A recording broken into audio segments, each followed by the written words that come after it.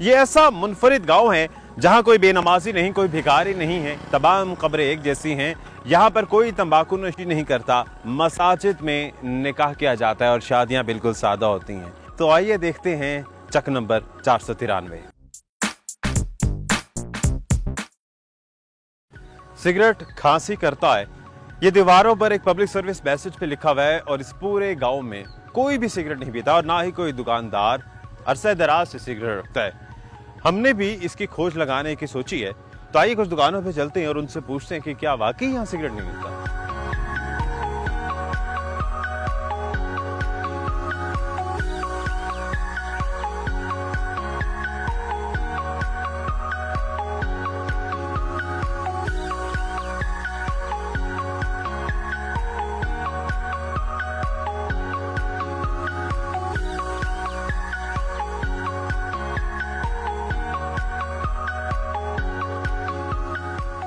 अस्सलाम वालेकुम। वालेकुम सलाम। आपके पास से सिगरेट मिलती है? नहीं। शुरू से नहीं रखते? नहीं, तकरीबन 10-12 साल हो गए। अच्छा, यहाँ किसी और गांव में किसी दुकान से मिल जाएगी सिगरेट? नहीं, कहीं से भी कोई भी नहीं रखता, लोग मांगते भी नहीं है? नहीं, सबको पता है, कहीं से मिल ही नहीं। अच्छा, बहुत शुक्रिया।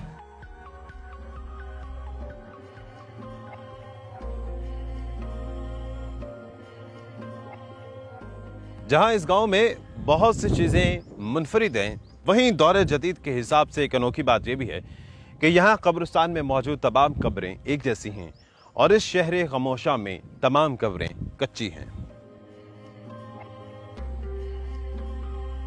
और ये कच्ची कब्रें मजबूरी नहीं है, बल्कि एक मुत्तफिका फैसला है इस दही इलाके के तमाम लोगों का। उनका ये मानना है कि इस्लामी तर्ज अमल के बुनियाद पर कच्ची कब्रें बनानी चाहिए। यहाँ की इमाम मस्जिद की जानिब से भी कहा जाता है और उसके बाद जब एक नॉर्मल प्रैक्टिस बन चुकी है, जब भी कोई इस दुनिया से जाता है तो यहाँ इस गोरिस्तान में जो उनकी कब्र बनती है वो वैसे ही बनती है जैसे बाकी यहाँ पर मदफन है और इसी तरह से उनकी भी तदफीन की जाती है।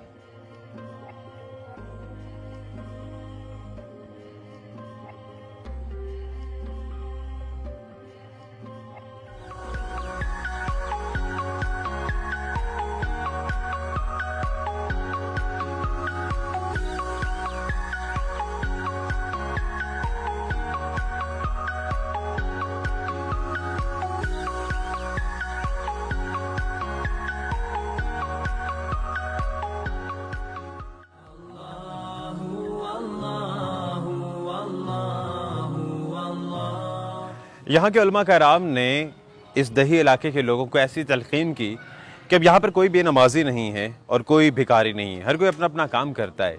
हाफिज अमीन साहब जो 40 साल से इस मस्जिद के इमाम हैं और यहाँ पर खिदमात भी सर अंजाम दे रहे हैं और दीनी तबलीग कर रहे हैं, तो उनसे बात करते हैं और ख़ास तौर पर जो सादा तरीके से निकाह होता है इस पर भी उन्हीं से मालूमात लेते हैं।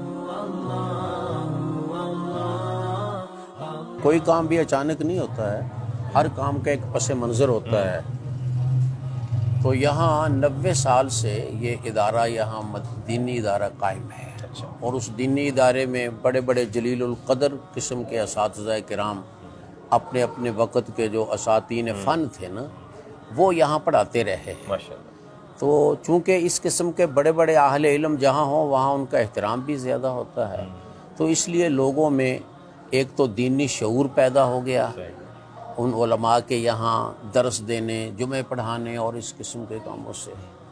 दूसरा कि लोगों में उलमा के एहतराम का जज्बा पैदा हो गया। तो अब जब हम लोगों को कोई दीन की बात समझाते हैं तो वो उस पर अमल करने की पूरी कोशिश करते हैं। अच्छा, एक फैक्टर ये भी है यहाँ इस सिलसिला में कि यहाँ पूरा गांव एक कौमियत से ताल्लुक़ रखता है और एक मसलक से ताल्लुक़ रखता है। मसलन पूरा गांव हर ज़िम्मेदार फ़र्द वो जाट होगा और अहले हदीस होगा। अच्छा। ये कौमियत भी एक हो गई और मसलक भी एक हो गया। बाकी कुछ लोग दूसरे होते ही हैं ज़ाहिर है गांव में, लेकिन वो फिर यहाँ रहकर हम जैसे ही हो जाते हैं।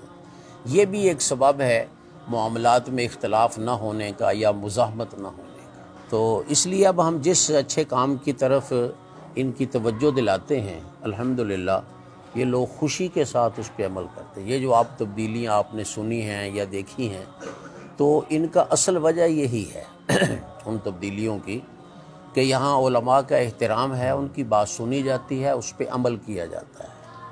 सही। कभी ऐसे नहीं, मसलन आप देखेंगे हमारी सड़कों में कभी कोई मौसीकी नहीं चलती होगी, किसी दुकान पे नहीं ऐसा, शादियों पे भी ऐसा कुछ, शादियों पे भी नहीं और दुकानों पे भी नहीं, खा मोबाइल की दुकान हो वहाँ भी ऐसे नहीं होगा।